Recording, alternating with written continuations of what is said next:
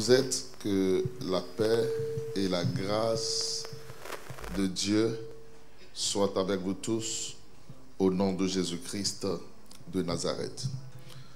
Aujourd'hui est le dimanche de la Pentecôte. Et tout à l'heure, le pasteur nous a donné un bon message au premier culte. Nous sommes au deuxième. Dans le troisième culte, on verra. Soit je passerai, ou soit lui reviendra. On va voir comment gérer les choses.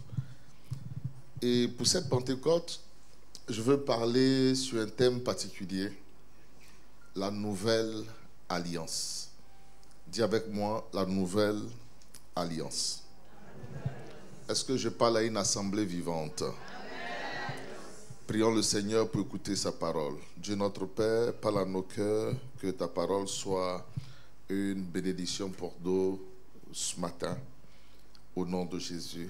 Amen. Nous sommes en enseignement, donc je veux essayer d'aller tout doucement. Je peux avoir juste légèrement un peu de son, s'il vous plaît. Au regard de l'histoire des nations et de la parole de Dieu, on constate que Dieu a établi avec les hommes, dans les différentes générations, jusqu'à aujourd'hui, en tout 8 alliances. 8 alliances que Dieu a établies avec les hommes. La première alliance, c'est l'alliance en Éden, avant la chute. La deuxième alliance, c'est l'alliance que Dieu a établie avec Adam après la chute. La troisième alliance, c'est l'alliance avec Noé et ses fils. Il y a une quatrième alliance que Dieu a établie avec Adam. Nous avons la cinquième alliance qui est l'alliance que Dieu établit avec Moïse et le peuple hébreu. Nous avons la sixième alliance qui est l'alliance que Dieu établit avec Israël au sujet de son pays.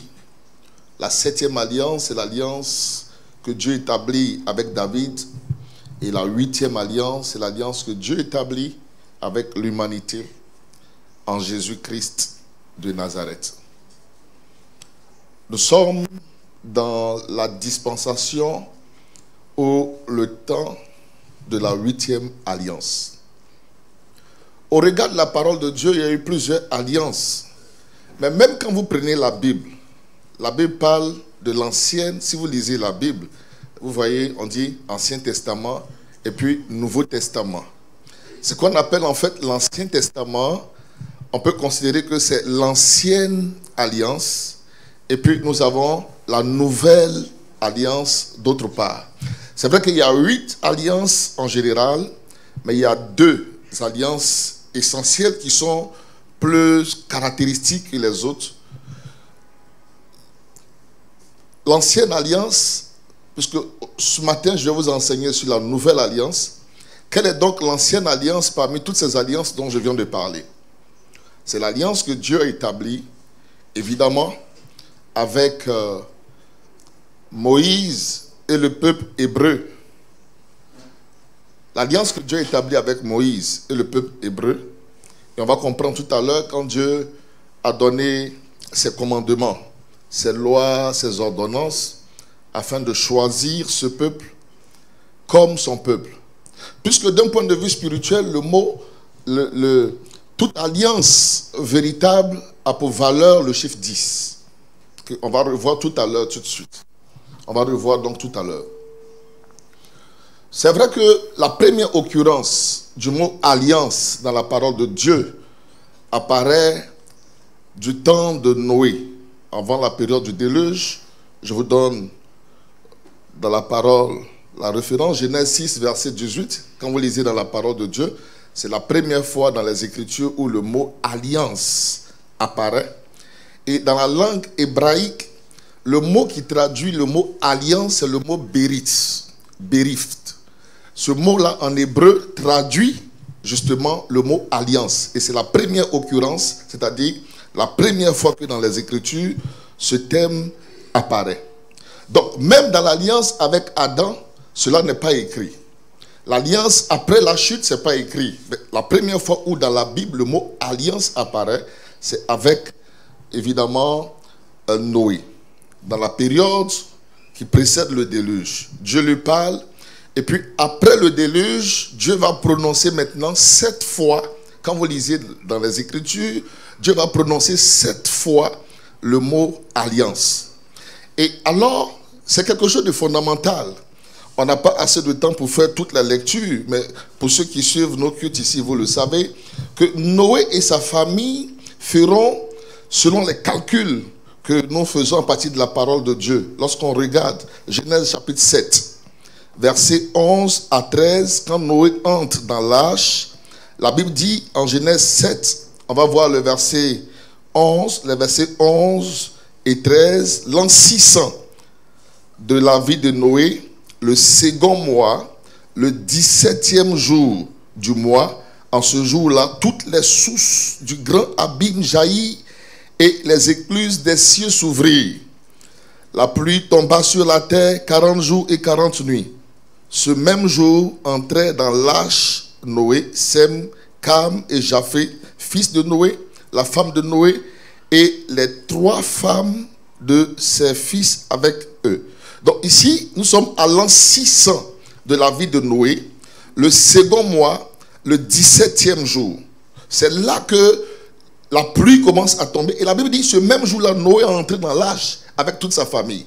Donc quand Noé entre dans l'arche, nous sommes à l'an 600, le 2e mois, le 17e jour du mois. Au moment où il va sortir de l'arche, nous sommes en Genèse 8, versets 13 à 16, l'an 601. L'an 601. Déjà, on lit ceci, le premier mois. Donc, quand il entrait, nous étions dans le 2e mois. Donc, si nous sommes dans le premier mois, nous ne sommes pas encore, on n'a pas encore bouclé une année, mais nous sommes là à 11 mois. Donc, l'an 601, le premier mois, le premier jour du mois, les eaux avaient séché sur la terre. C'est-à-dire qu'en ce moment, il aurait déjà pu sortir. Mais Dieu n'a pas permis à Noé de sortir. Noé ôta la couverture de l'arche, il regarda, et voici la surface de la terre avait séché. Déjà, l'an 601, le premier mois. Or, il est entré dans l'arche l'an 600, le 2e mois, le 17e jour. Mais qu'est-ce que Dieu fait? Dieu le maintient dans l'arche. Verset 14. Le second mois arrive. Le second mois, le 27e jour du mois. La terre fut sèche. Alors Dieu parla à Noé en disant, sors de l'arche. Il est entré dans l'arche à l'an 601, le 2e mois, le 17e jour. Et Dieu lui demande de sortir de l'arche l'an 601, le 2e mois, le 27e jour. On fait un peu d'arithmétique. Donc, quand nous faisons un peu d'arithmétique, qu'est-ce que nous trouvons? On trouve que Noé a passé dans l'arche exactement 1 an et 10 jours. Or, dans le spirituel, le temps est circulaire. Le temps est circulaire. Quand vous faites 1 an, en fait, quand vous naissez, si quelqu'un est né, aujourd'hui nous sommes quand? Le 30e mai. Si vous êtes né le 30e mai, le temps spirituel n'étant pas un temps linéaire, mais un temps circulaire, puisque dans le spirituel, tout est cyclique, tout est circulaire. Vous voyez la terre qui est en mouvement, tout est circulaire. Il y a le cycle de la bénédiction, le cycle de la malédiction, tout est circulaire. Or, dans le spirituel, la plus grande unité de temps que Dieu a établie, c'est l'année. Une année consiste, en fait, à décrire un siècle et à revenir au point de départ. Donc, en fait, si vous êtes né le 31 mai de l'année 2000, quand nous sommes au 30e mai de l'année 2001, c'est que vous avez fait un tour et vous êtes revenu au jour où tout a commencé.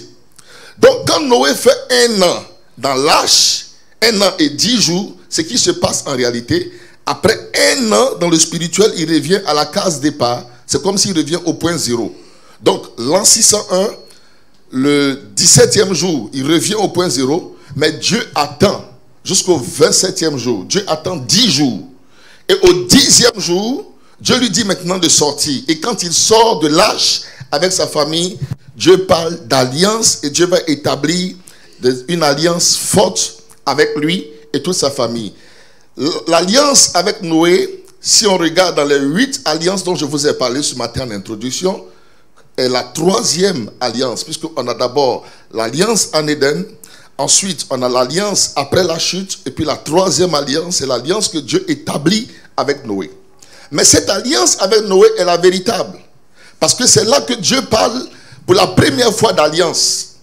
Or, dans la parole de Dieu et les principes d'interprétation de la Bible, donc quand on parle de l'herméneutique par exemple, il faut toujours avoir référence à ce qu'on appelle la première mention. C'est-à-dire qu'il y a la loi dans le spirituel en ce qui concerne l'interprétation de la parole de Dieu. Il y a une loi divine qui est la loi de la première mention. Or, la première fois où Dieu parle d'alliance, c'est avec Noé. Je vous en ai parlé tout à l'heure en Genèse 6, le verset 18, et qui est traduit dans la langue hébraïque par le mot béris.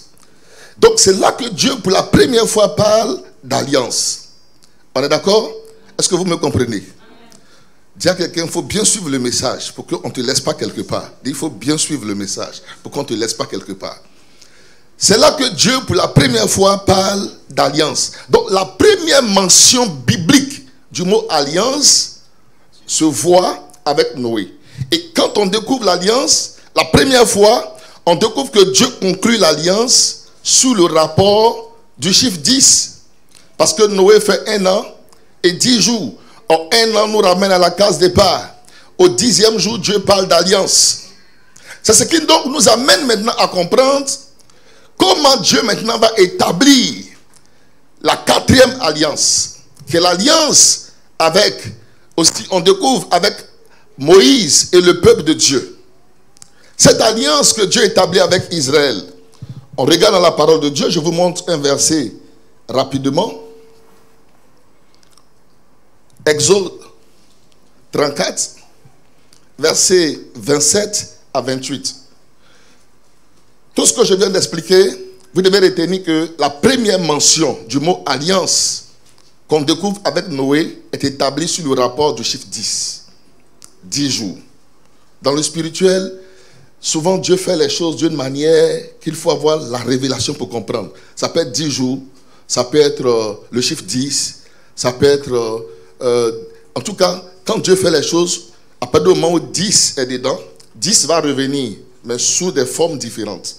Maintenant, on découvre que quand Dieu va établir l'alliance avec Moïse et avec le peuple de Dieu, c'est la 5e, pardon, j'avais dit 4e et 5e.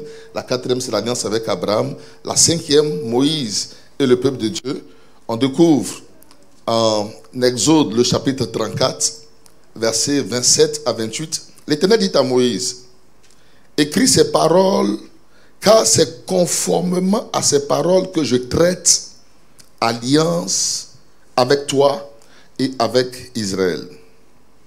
Moïse fut là avec l'Éternel 40 jours et 40 nuits. Il ne mangea point de pain, il ne but point d'eau, et l'Éternel écrivit sur les tables les paroles de l'alliance, les 10 paroles. Les paroles de l'alliance sont combien? Les paroles de l'alliance sont combien? 10. Moïse a fait combien de jours sur la montagne? 40. Donc on a 2 chiffres. On a 40, dis avec moi, on a 40 et on a 10. Quelqu'un ne voit pas où je suis en train de partir. On a 40 et puis on a quoi? La première mention. Vous savez, quand vous lisez la parole de Dieu, il faut comprendre les choses de Dieu. Dieu fait les choses comme ça. Quelquefois, il nous mélange comme ça, il nous envoie comme ça. Mais il faut juste suivre le mouvement de Dieu pour comprendre les choses de Dieu. Donc, regardez, quand Dieu veut établir l'alliance avec Moïse et Abraham, avec tout le peuple de Dieu, le peuple hébreu, Moïse fait 40 jours sur la montagne. Et durant ces 40 jours, Dieu lui donne 10 paroles. Il lui donne des paroles, mais c'est sur les 10. C'est à partir des 10 paroles que Dieu établit alors l'alliance. Voici donc pourquoi ce qu'on appelle les 10 commandements, le véritable nom des 10 commandements, c'est les 10 paroles de l'alliance. Dis avec moi, les 10 paroles de l'alliance. Or, tout à l'heure, je vous ai montré que dans la première mention de l'alliance, Noé, pour que Dieu puisse établir une alliance avec Noé, a fait 1 an et 10 jours. 1 an, il revient à la case départ. Donc, il y a eu 10 jours. Au 10e jour, Dieu a parlé d'alliance avec Noé.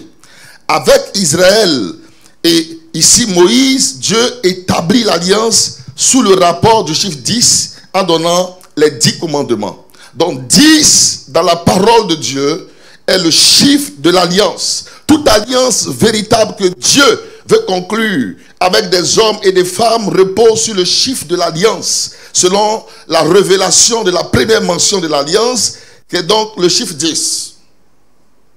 Et Dieu n'est pas un Dieu de désordre, mais un Dieu d'ordre. Là où il fait une chose pour la première fois, il aura toujours tendance à refaire la chose ainsi.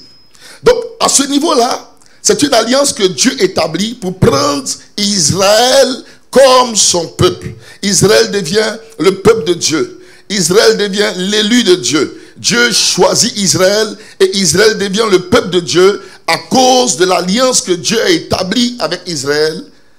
Et cette alliance repose sur les 10 paroles. En ce moment, on ne parle pas encore d'église. On ne parle pas d'église. Et c'est là que maintenant, la chose va devenir intéressante pour nous conduire vers la nouvelle alliance. Donc cette ancienne alliance, c'est l'alliance de Dieu avec Israël, qui est devenu le peuple de Dieu, le peuple de l'alliance. Et Dieu a établi des fêtes que Israël devait suivre. En Deutéronome, le chapitre 16, Dieu a établi 3 fêtes majeures que le peuple de Dieu devait observer. La première des fêtes, c'était Pessah, la Pâque, la délivrance d'Israël de l'Égypte. Pessah, la Pâque et la délivrance physique, quand Israël sort de l'Égypte physiquement. Dieu a établi 3 fêtes. 3 en termes de signes de bénédiction. Vous savez que tout ce que Dieu fait a un sens. Ce n'est pas 4 fêtes, ce n'est pas 5 fêtes, c'est 3 fêtes. 3 à sa valeur dans la parole de Dieu. Les 3 fêtes. Pas 2 fêtes, 3. Souvenez-vous que quand Abraham attendait le miracle de Dieu, quand il était assis sous sa tente, et qu'il était là sous la tente, il a vu passer combien? 3 anges. Il a vu passer 3 personnes. Quand Dieu lui dit que Eliezer de Damas ne sera pas ton héritier, Dieu va lui demander une offrande du chiffre 3 pour la bénédiction et la productivité. Parce que Dieu veut manifester une grâce particulière dans la vie de son peuple. Donc ici, il établit 3 fêtes. La première, c'est Pessah. Pessah, la Pâque, où chaque année, tout juif, tout israélite devait se rendre à Jérusalem, au temple, pendant la Pâque, pour adorer le Seigneur. La Pâque, en termes de Pessah, et Pessah, c'est la Pâque juive.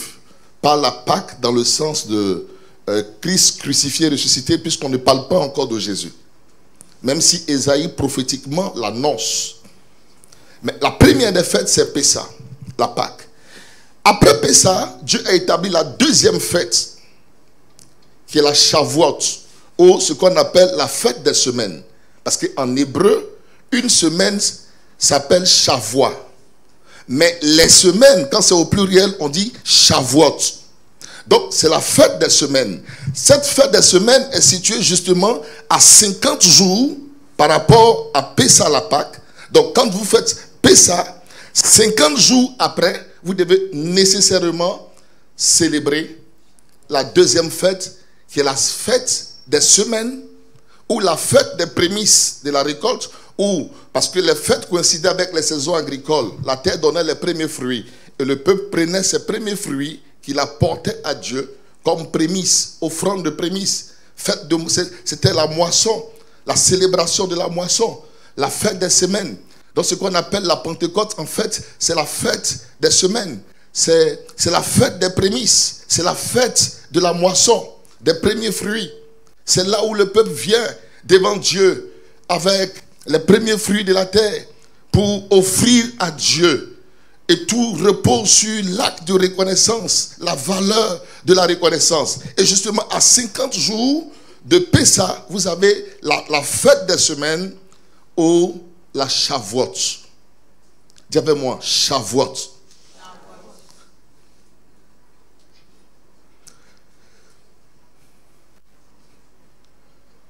Nous sommes maintenant dans le Nouveau Testament. Actes chapitre 2, verset 1er. La Bible dit, le jour de la Pentecôte. D'où maintenant vient le mot Pentecôte. Le mot Pentecôte n'est pas un mot hébreu, puisque la Bible est écrite en hébreu dans l'Ancien Testament et le Nouveau Testament est écrit en grec.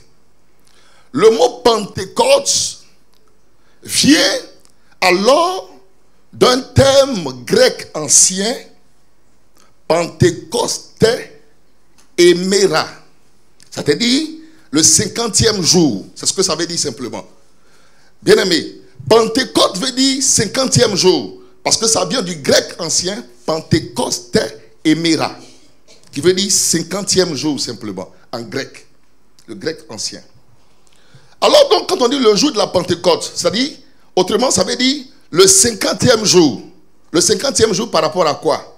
Par rapport à Pessah, la Pâque. Est-ce que quelqu'un me comprend? Amen. Par rapport à Pessah, la Pâque, nous sommes au 50e jour. Et ce 50e jour correspond à quoi? Selon l'explication que je vous ai donnée. La deuxième fête, qui est quoi? La fête des semaines ou la Shavuot. Ou la fête des prémices.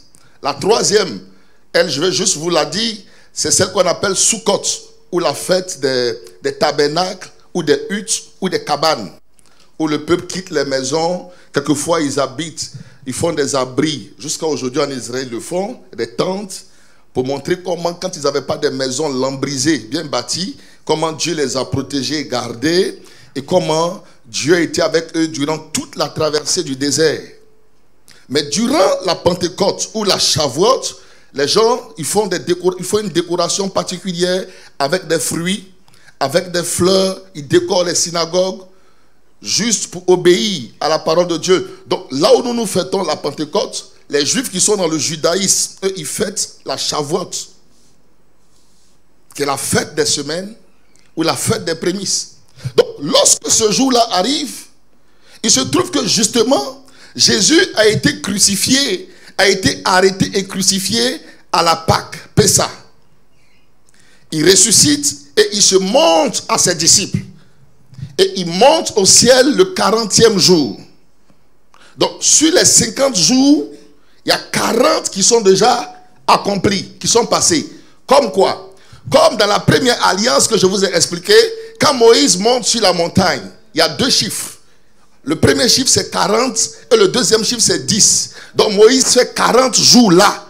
Donc, Jésus aussi, après 40 jours, il monte au ciel. Comme pour nous ramener à la première alliance. Parce que là, une nouvelle alliance est en train d'être bâtie. Est-ce que quelqu'un comprend la parole? Donc, après 40 jours, il monte au ciel. Il reste quoi?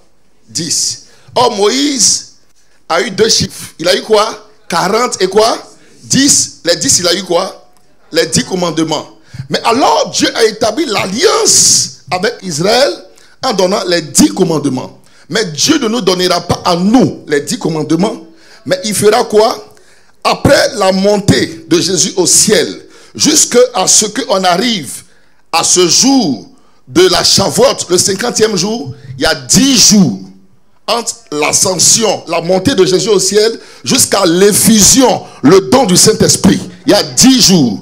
Or, 10 est le chiffre de l'alliance. Écoutez-moi. Donc, ces 10 jours qui montent, qui s'écoulent entre la montée de Jésus au ciel et le don du Saint-Esprit, dans la pensée de Dieu. Dieu veut que le chiffre 10 soit révélé.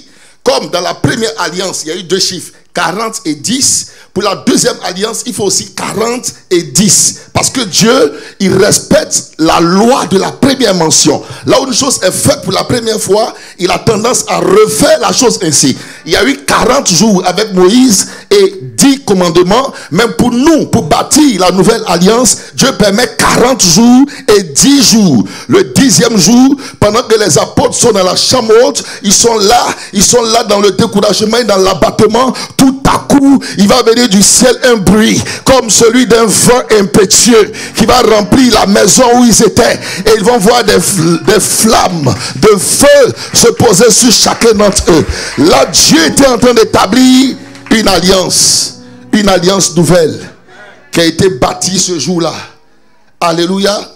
Il y a une alliance que Dieu était en train de conclure en ces moments. Comprenez la parole de Dieu. Pourquoi le Saint-Esprit vient 10 jours après? Soutiens-moi. Pourquoi le Saint-Esprit vient 10 jours après? 10, c'est le chiffre de l'alliance. Or, cette nouvelle alliance, elle commence déjà à lors de la passion de Jésus. Souvenez-vous du dernier repas de Jésus avec ses disciples.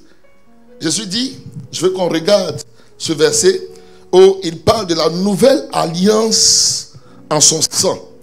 Alléluia. Pour ceux qui lisent la parole de Dieu, ils peuvent avoir déjà vu ce texte. Luc chapitre 22, je voudrais qu'on regarde cela.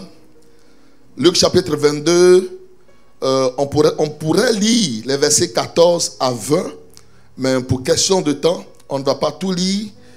On va lire juste le verset 20, Luc 22, verset 20. Il prit de même la coupe après le souper et la leur donna en disant, cette coupe est la nouvelle alliance à mon sang qui est répandue pour vous. Donc la nouvelle alliance a commencé depuis la croix, Pessah à la Pâque, jusqu'au 50e jour à l'effusion du Saint-Esprit, au don du Saint-Esprit. Jésus sur la croix, par sa mort et par sa résurrection, a commencé cette nouvelle alliance qui a commencé à s'écrire. Dieu a commencé à écrire les thèmes de la nouvelle alliance. Jusqu'au 50e jour, nous avons eu la conclusion de la nouvelle alliance par le don du Saint-Esprit. C'est donc pourquoi Jésus, après sa mort et sa résurrection, dit, il vous est avantageux que je m'en aille. Parce que si je ne m'en vais pas, le Paraclet ne viendra pas vers vous. Le Saint-Esprit, il ne viendra pas vers vous. Mais quand il sera venu, il vous conduira dans toute la vérité. Alléluia. Il ne parlera pas de lui-même, mais il vous conduira dans toute la vérité. Il vous enseignera. Bien-aimés, nous sommes entrés dans une nouvelle alliance avec Dieu depuis le jour de la Pentecôte, ou le jour de la Shavuot, où ses disciples étaient dans la chambre haute, certainement désespérés, abattus, parce que Christ leur a dit, attendez, ne vous éloignez pas de Jérusalem, attendez ce que le Père a promis, ce dont je vous ai parlé. Vous recevrez une puissance, celle du Saint-Esprit survenant sur vous, et vous serez mes témoins. Attendez. Pendant qu'ils étaient dans l'attente, on découvre que le 50e jour, Dieu est celui qui honore sa parole. Ce qui sort de sa bouche, il accomplit. Quand il dit, attends, je vais te visiter, attends, il va te visiter. Sa parole ne retournera pas à lui sans effet. J'annonce à quelqu'un ce matin que la parole de l'Éternel te concernant ne retournera pas à lui sans effet. Ce qu'il a dit, il le fera. Ce qu'il t'a promis, il le fera. Tu verras sa gloire, tu verras sa bénédiction, tu verras la manifestation de Dieu dans ta vie. Est-ce que je parle à quelqu'un ce matin? Est-ce que je parle à la bonne église ce matin? Pendant que nous sommes dans le jour où nous enseignons sur la nouvelle alliance. Bien-aimé, qu'une nouvelle alliance soit établie entre Dieu et toi.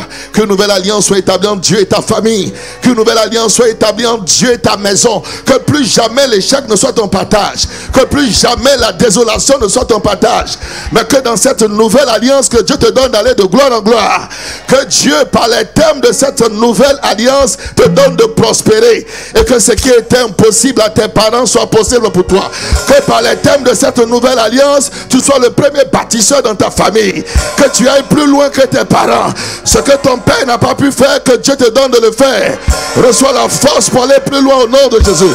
Est-ce que je parle à la bonne église ce matin? Est-ce que je parle à la bonne église ce matin?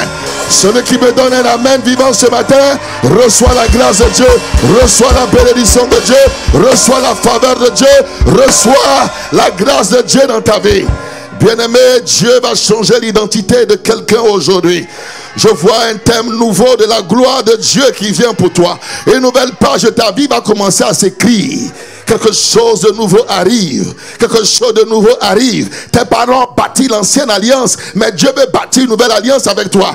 L'ancienne alliance dans ta famille, c'était l'alliance avec la mort. L'alliance avec les fétiches, avec les puissances ténébreuses de ta région, de ton village. Mais par cette nouvelle alliance que tu établis avec Jésus, le succès rentre dans ta famille.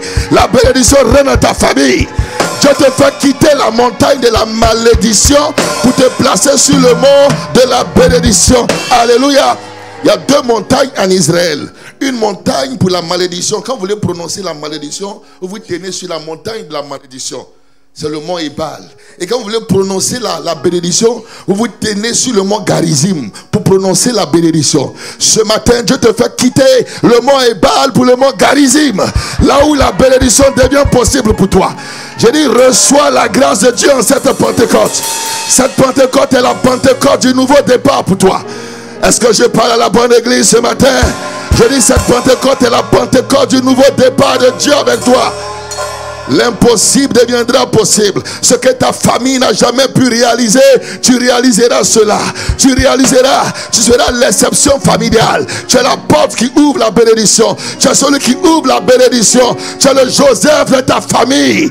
Je dis, Dieu t'établit aujourd'hui pour une saison nouvelle. Reçois la grâce pour prospérer. Reçois la grâce pour l'élévation. Reçois la grâce de la fécondité. Reçois la grâce de la victoire. Reçois la grâce de la richesse. Reçois la grâce pour réussir. Reçois la grâce pour émerger et que ton histoire soit différente. Par les thèmes de cette nouvelle alliance, que Dieu change ton identité. La confusion ne sera pas ton partage. La mort, l'échec, la désolation ne seront pas ton partage. Mais Dieu va t'honorer. Je prie que Dieu t'honore. Je prie que Dieu t'honore. Je prie que Dieu honore ta maison. Je prie que Dieu suit tes larmes aujourd'hui même. Et que quelque chose de nouveau commence pour toi. Alléluia. Que Dieu t'accorde sa grâce, qui t'accorde sa bénédiction. Bien-aimés, revenons dans l'enseignement. Revenons dans l'enseignement. La nouvelle alliance, elle est introduite. Elle commence par la passion de Jésus. Il le dit. Cette coupe est la nouvelle alliance à mon sang. Jésus nous introduit dans la nouvelle alliance. La dernière. La 8e. Or, 8 dans la parole de Dieu est le chiffre du nouveau commencement. Alléluia. Est-ce que quelqu'un avec moi ce matin? Est-ce que quelqu'un avec moi ce matin? Bien-aimé, je n'ai pas suffisamment de temps pour pousser loin le message ce matin. La 8e alliance, nous sommes dans la 8e alliance, introduite par la mort de Jésus, sa résurrection. Car si Christ n'est pas ressuscité, notre prédication est vaine. Notre foi est vaine. Ceux qui ont cru en Jésus sont perdus. Si Christ n'est pas ressuscité, nous croyons en vain. Elle commence par la mort et la résurrection de Jésus. Et elle s'achève, elle est conclue le jour de la Pentecôte. Le jour de la Pentecôte, lorsque le Saint-Esprit vient. Bien aimés, maintenant voyons les implications de cette nouvelle alliance. Voyons les implications de la nouvelle alliance. Je vais vous parler de 4 implications de la nouvelle alliance. Les 3 premiers points, je vais les survoler. Car le point focal de mon message de ce jour, c'est le 4e point sur lequel je veux donner plus de temps et ouvrir l'esprit, les yeux de quelqu'un pour qu'il comprenne bien les thèmes de cette nouvelle alliance. Parce que quand vous ne comprenez pas les temps et les saisons, pour savoir comment marcher dans votre génération, vous marcherez dans la génération de quelqu'un d'autre, là où Dieu veut vous voir dans votre génération. Alléluia. Bien aimé, les thèmes ou les implications de cette nouvelle alliance. Première implication. Notre corps est fait temple du Saint-Esprit. Oh, alléluia. Mon corps devient le temple du Saint-Esprit. Je deviens corporellement l'habitation de Dieu. Dieu habite en moi, en toi, en esprit. Dieu habite en nous. Frère, première chose, nous recevons donc le don du Saint-Esprit et notre corps devient le temple du Saint-Esprit. Nous devenons la maison de Dieu. Deuxième chose, deuxième implication. Désormais, tous peuvent recevoir le Saint-Esprit dans cette nouvelle alliance. Le pasteur l'a dit au premier culte. Dans l'ancienne alliance, le Saint-Esprit n'était pas donné. Il y avait une catégorie de personnes qui avaient droit à l'Esprit. Et l'Esprit les saisissait de temps à autre. Il y avait les rois, les prophètes, les sacrificateurs. L'Esprit les saisissait. L'Esprit n'habitait pas en permanence avec eux, en eux.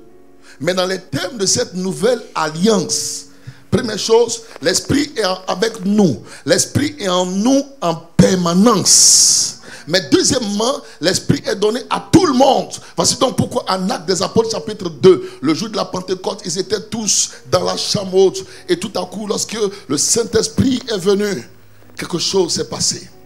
La Bible dit des flammes de feu leur sont apparus et se sont posés sur chacun d'eux. Tout le monde, les femmes et les hommes, tous ont reçu le Saint-Esprit.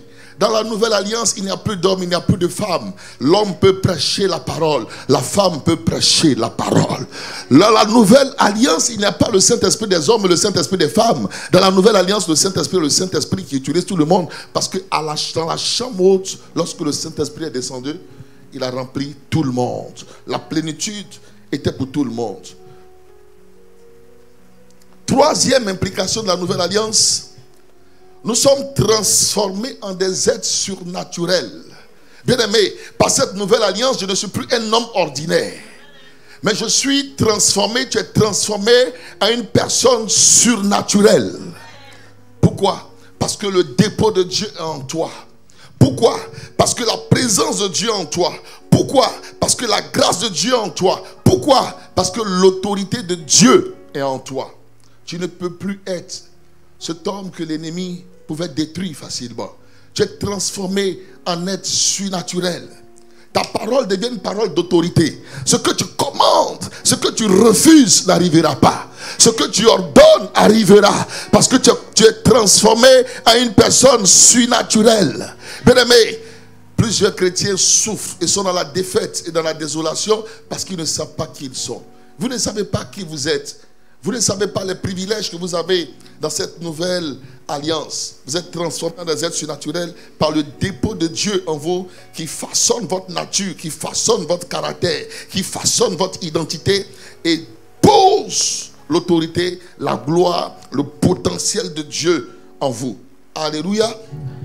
Quatrième chose, et c'est là le point focal de mon message. Nous avons le règne par l'esprit d'intelligence. Le règne par l'esprit d'intelligence. Derrière moi, le règne par l'esprit d'intelligence. Écoutez-moi bien.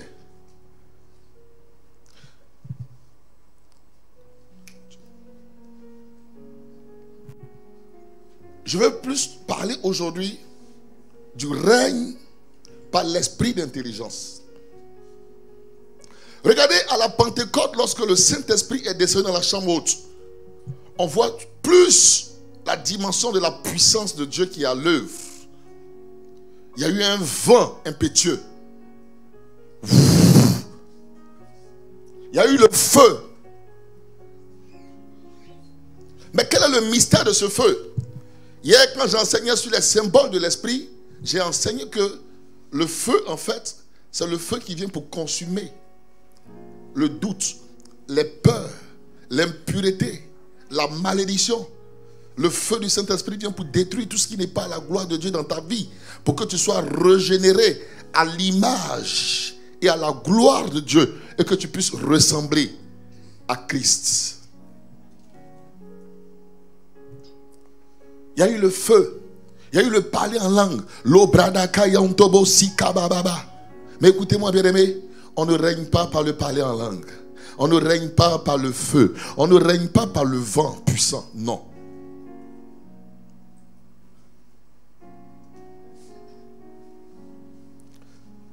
Dans cette nouvelle alliance, les trônes nous appartiennent. La gloire est à nous. Vous savez pourquoi je le dis? Nous avons l'image de la piscine de Bethesda. Jean chapitre 5.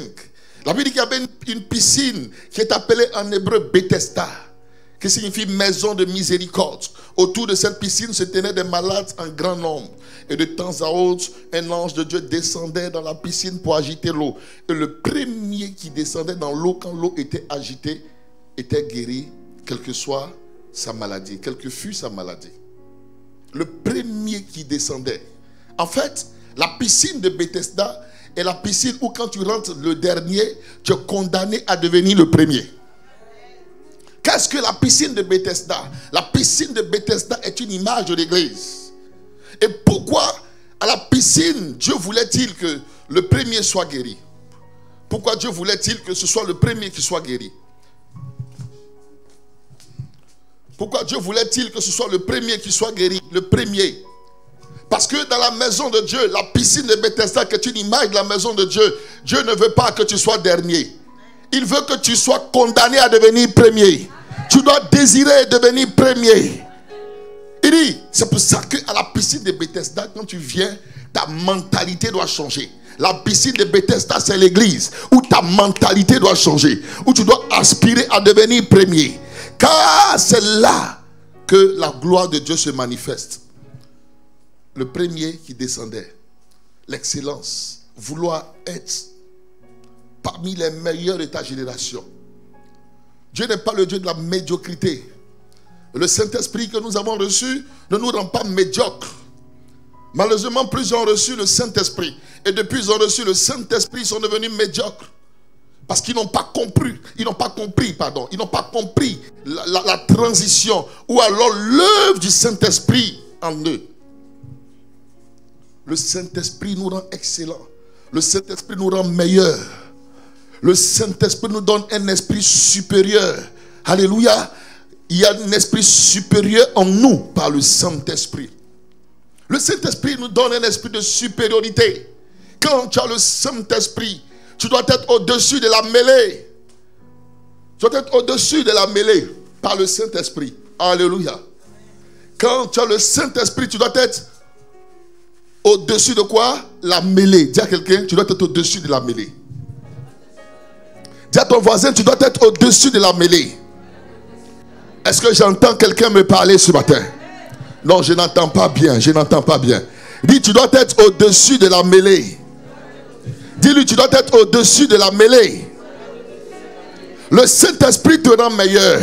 Il te donne de faire des progrès. Il te donne de faire des exploits. Il te donne d'aller loin. Il te donne d'aller de l'avant. Il te donne d'émerger. Dans le temps de Daniel, de Shadrach, de Meshach et d'Abednego, ils étaient à Babylone. Et il y avait une sélection qui devait être faite. Le roi devait s'entretenir avec des jeunes gens pour voir les meilleurs. Quand il a discuté avec ces jeunes juifs qui avaient l'esprit de Dieu, il a trouvé en eux un esprit d'intelligence et de sagesse. Ils étaient 10 fois plus intelligents que ceux de leur génération. Alléluia. Le Saint-Esprit nous rend comment? Meilleurs. Le Saint-Esprit nous rend meilleurs. Parce que, bien-aimés, nous ne pouvons pas émerger et régner dans la médiocrité. Dieu nous rend meilleurs par son esprit. Il nous rend excellents par son esprit. Mais je constate et je vois que les gens ne comprennent pas la dispensation dans laquelle ils sont et ils ne comprennent pas l'œuvre de Dieu dans leur vie et ce que Dieu veut faire dans leur vie. Alléluia. Nous allons voir dans la parole de Dieu quelques éléments. Allons en 1 Roi le chapitre 19.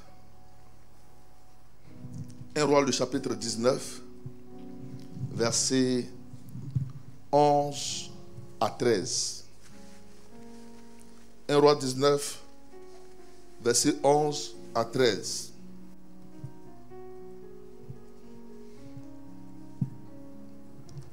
Élie fuyait Akab et Jézabel. Et l'Éternel lui dit en 1 Roi 19, verset 11, sors et tiens-toi dans la montagne devant l'Éternel. Et voici l'Éternel passa et devant l'Éternel il y eut un vent fort et violent qui déchirait les montagnes et qui brisait les rochers. L'Éternel n'était pas dans le vent. À la Pentecôte, il y a eu un vent. Mais l'Éternel n'était pas dans le vent. Et après le vent, ce fut un tremblement de terre. Et l'Éternel n'était pas dans le tremblement de terre. Et après le tremblement de terre, un feu. L'Éternel n'était pas dans le feu. Et après le feu, un murmure doux et léger. Quand Élie l'entendit, il s'enveloppa le visage de son manteau, il sortit et se tint à l'entrée de la caverne. Et voici, une voix le fit entendre ces paroles. Que fais-tu ici, Élie? Donc, regardez, quand Dieu se révèle à Élie, Dieu ne se révèle pas à Élie dans le vent. Dieu ne se révèle pas à Élie dans le feu. Dieu ne se révèle pas à Élie dans le tremblement. Mais il se révèle à lui dans un murmure doux et léger. Alléluia. Bien aimé, nous avons connu cette dimension dans l'église. Ou quand nous venons dire le Saint-Esprit est là, les chaises tremblent.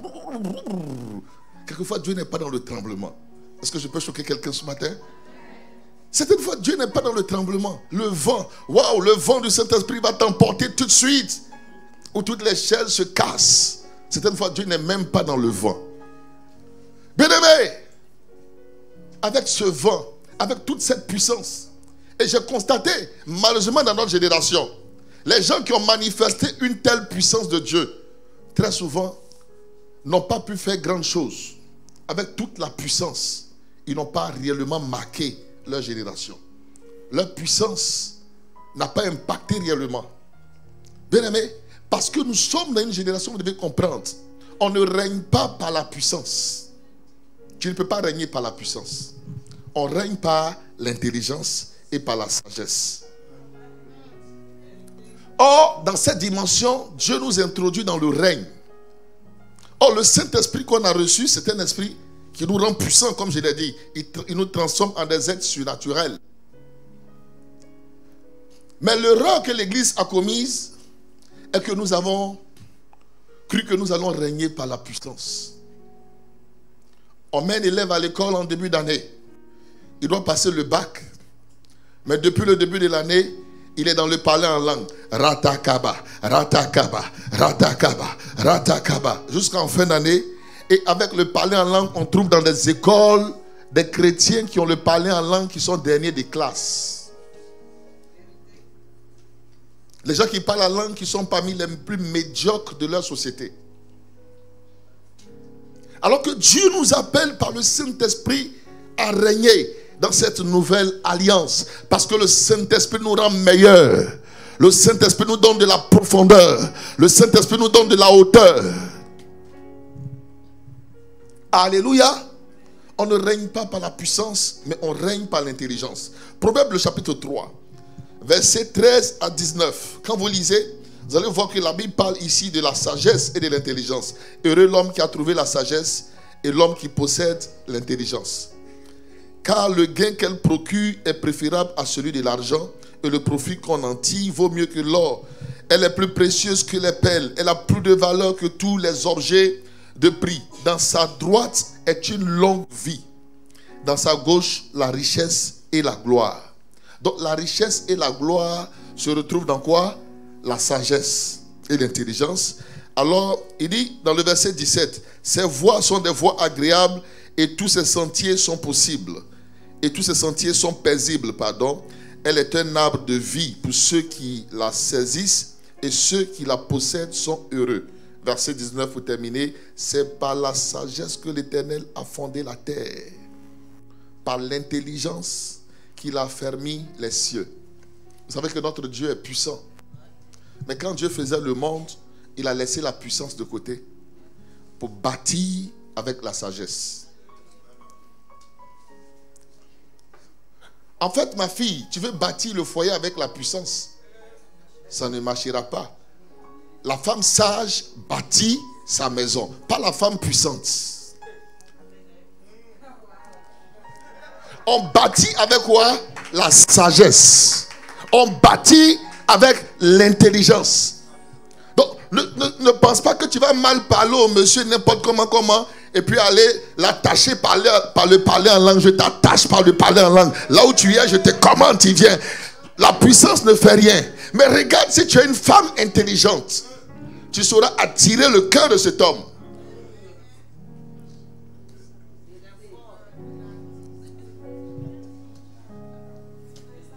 Tu sauras entrer dans les grâces de ton patron, pas par la puissance, mais par l'intelligence.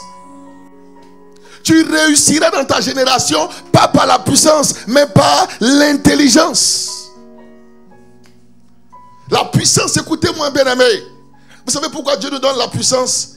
À cause de l'incrédulité. La puissance, c'est pour amener les personnes incrédules à croire en Dieu. Parce que certaines fois, Dieu a besoin de faire des miracles. Il y a des gens, tant que Dieu n'a pas ouvert les yeux d'un aveugle, ils ne vont pas croire. Donc la puissance, c'est pour aider la foi de quelqu'un. Mais il y a un niveau, quand tu dépasses ce niveau-là, dans la vie de tous les jours, à ce niveau, dans la vie de tous les jours, c'est l'intelligence qui te donnera de régner. Tu réussiras par l'intelligence. Daniel, Shadrach, Meshach et Abednego. La Bible dit qu'il y avait en eux, comme je l'ai dit tout à l'heure, un esprit supérieur. Parce que le roi les a trouvés 10 fois plus intelligents que tous ceux de la génération. Regardez maintenant comment Joseph devient le premier ministre de l'Égypte. Joseph ne devient pas le premier ministre de l'Égypte par la puissance et par la force. Je deviens premier ministre par la puissance et par la force. Depuis que tu pries par la puissance et par la force, qu'est-ce qui t'est arrivé? Mais si tu commences à ouvrir ton intelligence par le Saint-Esprit qui te rend plus intelligent et tu commences à penser, tu commences à concevoir, à planifier ton avenir et ta destinée, quelque chose de meilleur va t'arriver.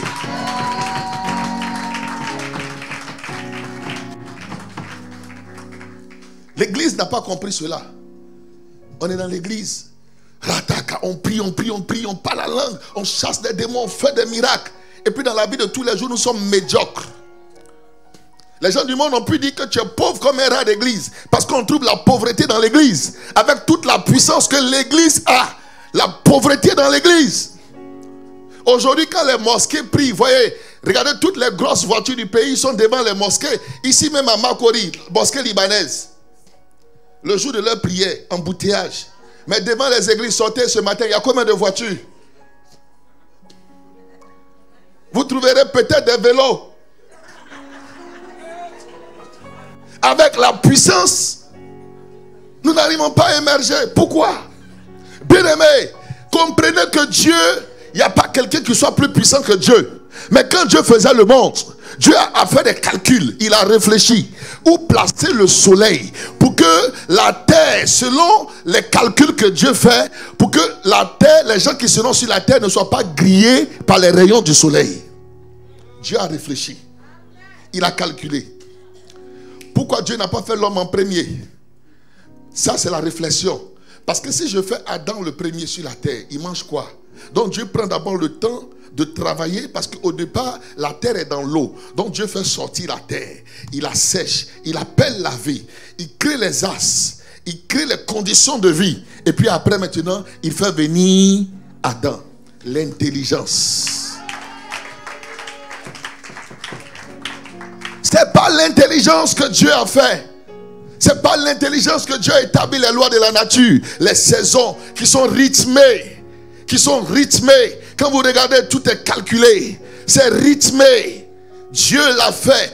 L'hiver, le printemps, l'été, l'automne. L'hiver, le printemps, l'été, l'automne. C'est rythmé. Et par l'intelligence.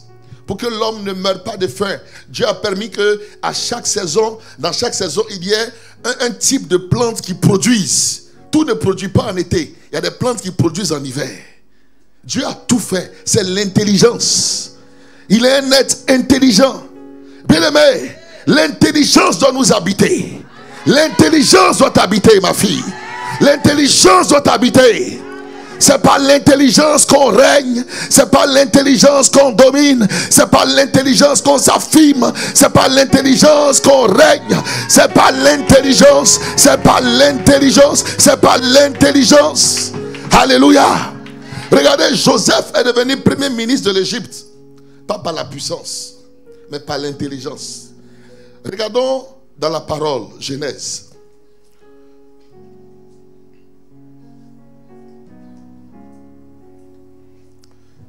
Tu vas mal te comporter avec les gens et puis aller jeûner, prier pour dire Dieu, il faut faire. Dieu va faire quoi? Mets l'intelligence en œuvre. Genèse 41. Le texte est long, on ne va pas tout lire, je vais résumer. Versets 25 à 44. Alors, je vous explique. Pharaon a des songes et il ne comprend pas. On fait venir Joseph devant Pharaon. D'abord, Joseph s'exprime dans un langage clair. Parce qu'on ne met pas n'importe qui comme premier ministre dans un pays. Il ne se tient pas devant Pharaon pour dire les rêves que tu as eu là, et piqué, et piqué. Non. Monsieur le roi, le songe que vous avez eu, c'est clair. Tu dois t'exprimer clairement. Vous voulez des positions d'élévation et puis vous ne savez pas améliorer. Écoutez, travaillez sur vos lacunes. Travaillez sur vos faiblesses. Travaillez sur vos défauts. Travaillez sur vos lacunes. Tu veux être secrétaire de direction. Je te donne une phrase. Dans une phrase, on trouve 5 fautes. Comment ça peut aller? L'intelligence.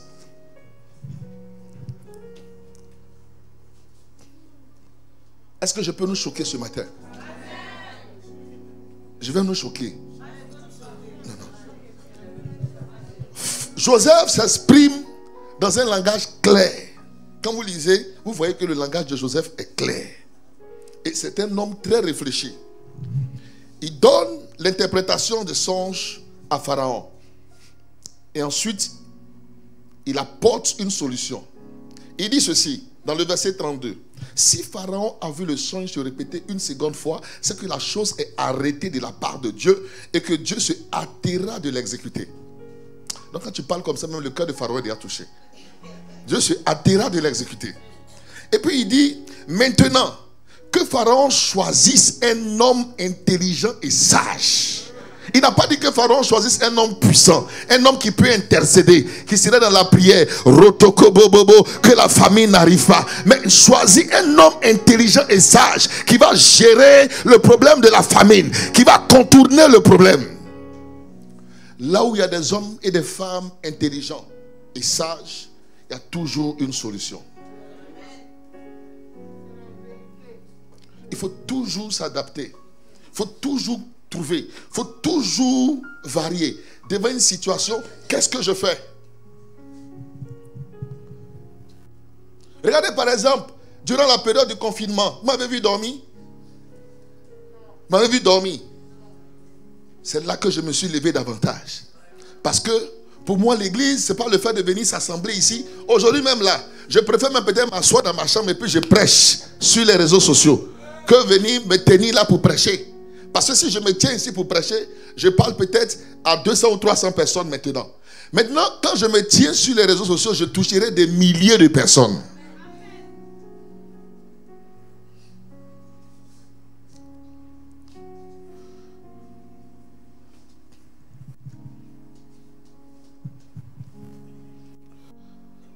Qu'ils choisissent un homme intelligent et sage et qu'ils le mettent à la tête du pays d'Égypte. Pour être à la tête, il faut des gens intelligents et sages. Que Pharaon établisse des commissaires, etc., etc. Et puis quand il donne toute la solution, verset 38, Pharaon dit à ses serviteurs, trouverons-nous un homme comme celui-ci, ayant en lui l'Esprit de Dieu? Pharaon dit à Joseph, puisque Dieu t'a fait connaître toutes ces choses, il n'y a personne qui soit aussi intelligent et aussi sage que toi. Je t'établis sur ma maison et sur tout mon peuple. Et tout mon peuple obéira à tes ordres. Le trône seul m'élèvera au-dessus de toi. Pharaon dit à Joseph, vois, je te donne le commandement de tout le pays d'Égypte. Pharaon ôta son anneau de la main et le mit à la main de Joseph et le revêtit d'habits de fin lin et lui mit un collier d'or au cou. Joseph a régné par quoi? Par l'intelligence et par la sagesse. Or, dans notre dispensation justement, Ésaïe, le chapitre 11, regardez avec moi le verset 2, parlant de l'Esprit de Dieu, dit ceci. Ésaïe 11, verset 1 à 2. Puis un rameau sortira du tronc d'Isaïe et un rejeton naîtra de ses racines. L'Esprit de l'Éternel reposera sur lui. Premièrement, esprit d'intelligence. Deuxième chose, esprit de conseil et de force. Non, après esprit d'intelligence, je reprends. L'Esprit de l'Éternel reposera sur lui. Esprit de sagesse et d'intelligence. Voilà. Esprit de sagesse et d'intelligence. Dis à ton voisin, tu as reçu un esprit de sagesse et d'intelligence.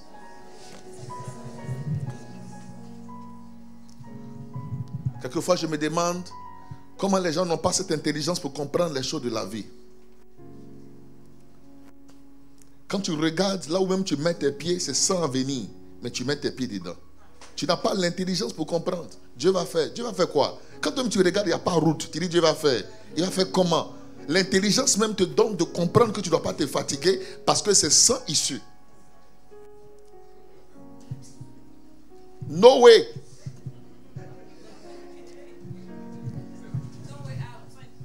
Oui.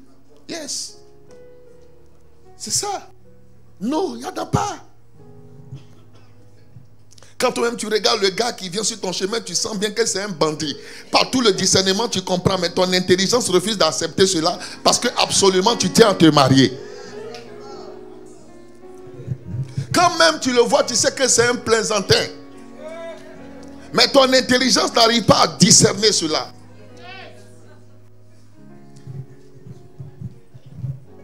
Mes fils, épousez des femmes intelligentes. Je n'entends pas l'amen. Mes filles, épousez des hommes intelligents. Épousez des hommes intelligents. Oui, que Dieu vous donne des maris intelligents, des époux intelligents.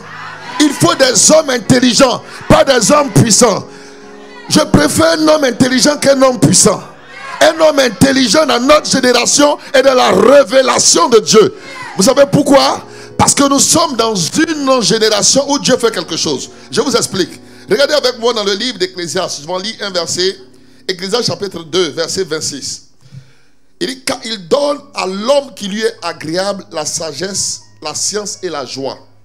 Mais il donne au pécheur le soin de recueillir et d'amasser, afin de donner à celui qui est agréable à Dieu.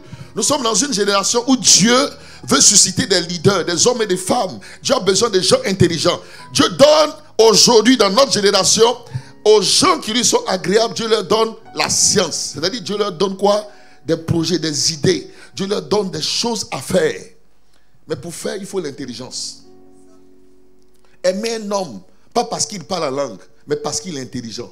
Ma fille, si un homme vient sur ton chemin, regarde s'il est intelligent. Regarde s'il y a de l'intelligence à lui, je préfère. Parce qu'un homme sans intelligence, il va te livrer à la perdition et à la désolation. Il n'ira nulle part avec toi.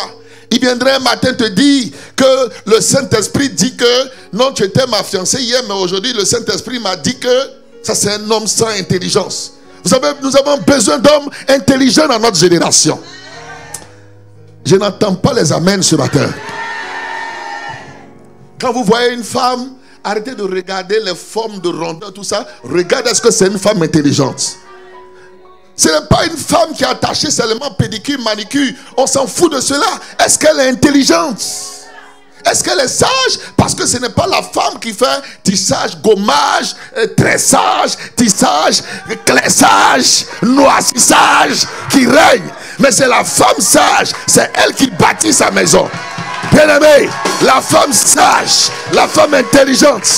C'est ça en fait dans notre génération. Et qu'il faut comprendre. Parce que le Saint-Esprit n'est pas un esprit de médiocrité, mais un esprit d'intelligence. Vous savez bien aimé, je vais aller vers la fin. Nous sommes dans une dispensation de ainsi fait l'Éternel.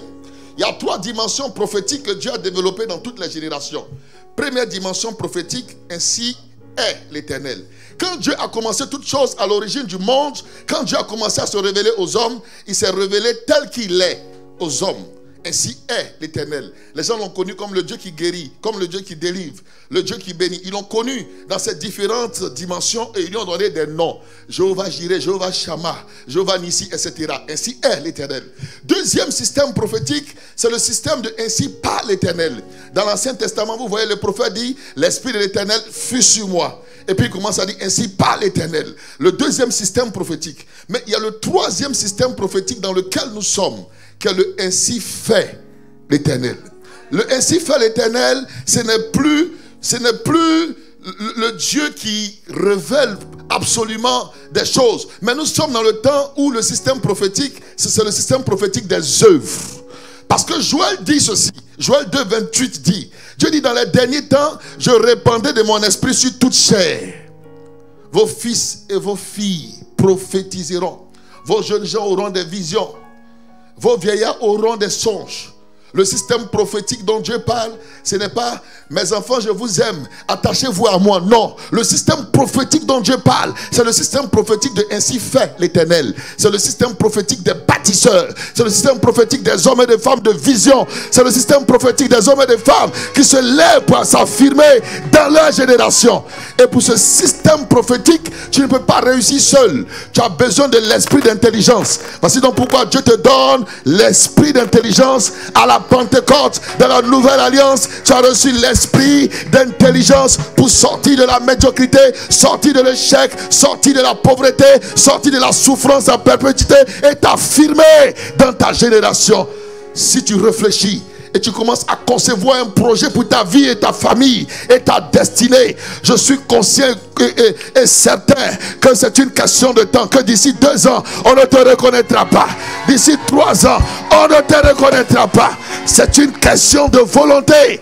Prends ta vie en main, réfléchis, commence quelque chose. Nous sommes dans le système de Ainsi fait l'Éternel, où Dieu te donne l'intelligence, il te donne la science, il te donne la sagesse, il te donne les stratégies pour faire quelque chose. Ne fais pas comme tout le monde, mais fais selon l'intelligence du Saint-Esprit. Ne fais pas comme les autres, fais avec la sagesse que Dieu te donne. Mets la touche de Dieu, mets la particularité, mets la différence, et Dieu te donnera du succès, il te donnera de la réussite. Vous pouvez être nombreux à courir, mais tout le monde n'arrivera pas. Vous pouvez être nombreux à faire la même chose, mais c'est l'excellence qui fera la différence. On peut être nombreux à prêcher la parole, mais c'est l'excellence qui fera la différence. On peut être nombreux dans le même domaine, mais c'est l'intelligence maintenant qui fera la différence.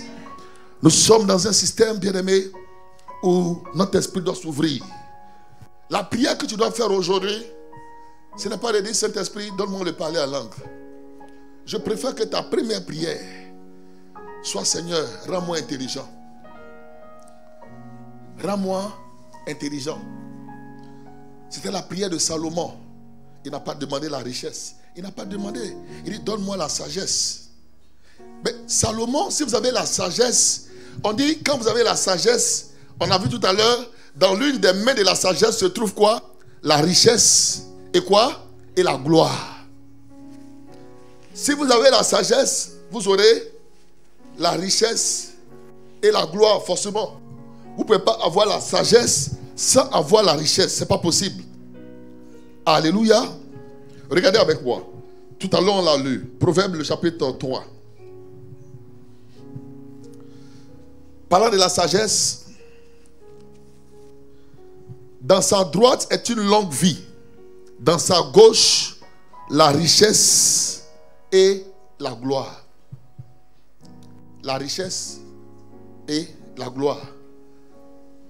Un côté est la longue vie et de l'autre côté est la richesse et la gloire. Alléluia. Richesse et gloire. Bien-aimé, Dieu vous a donné l'esprit d'intelligence. Mes filles, dans cette dimension de l'esprit d'intelligence, vous devez ouvrir votre esprit. Arrêtez de réfléchir dans le sens où quand un frère un peu riche dans l'église, tout le monde a des révélations sur lui. Non. Où tu comptes sur un homme aujourd'hui pour te faire sortir de la pauvreté familiale. C'est fini.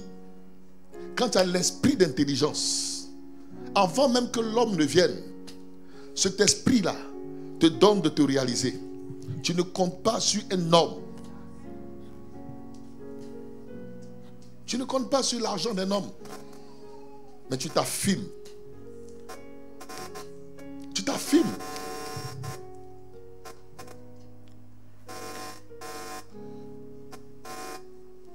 Par l'esprit d'intelligence, une femme intelligente se bat.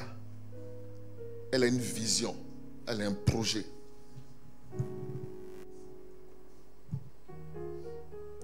Mes filles, les opportunités que vous avez aujourd'hui, vous ne les aurez pas demain. La vie ne se résume pas à dormir, te réveiller, manger, dormir. Il y a le luxe aujourd'hui, mais est-ce que tu auras toujours ça? La vie nous réserve des surprises. Une femme intelligente passe à demain. Une femme intelligente a une vision. Une femme intelligente a un projet. Un homme intelligent a un projet. Battez-vous. Réalisez des affaires. Lancez-vous dans des affaires. Priez le Seigneur. Parce que Dieu donne la science. Alléluia. On va se tenir debout. Dieu donne la science. Il est l'heure. On va se tenir debout.